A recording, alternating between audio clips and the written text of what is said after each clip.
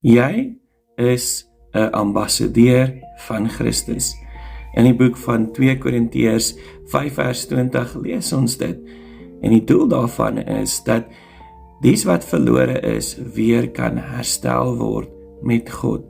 En dit gebeur net as ons verstaan wie ons verteenwoordig. Ons verteenwoordig Jesus Christus. Met ander woorde, as mense na ons lewens kyk, moet hulle Jesus sien. Want Jesus is die antwoord, hy is die weg, die waarheid en die lewe. So ek wil jou vandag uitnooi, verteenwoordig die koninkryk van die Here op so 'n manier dat mense weer terug wil kom na God toe. Jy sien, die koninkryk van die Here gaan oor geregtigheid, vrede en blydskap. Wanneer mense na jou lewe kyk, sien hulle geregtigheid, sien hulle vrede, sien hulle blydskap in die Heilige Gees.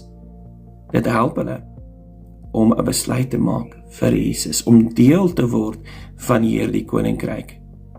So ek wil jou los met hierdie vraag: verteenwoordig jy die koninkryk van die Here op die regte manier?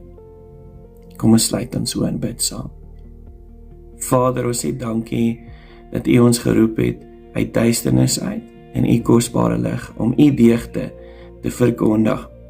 Jesus, dankie dat U ons ambassadeurs noem. Dit beteken ons met U koninkryk verteenwoordig.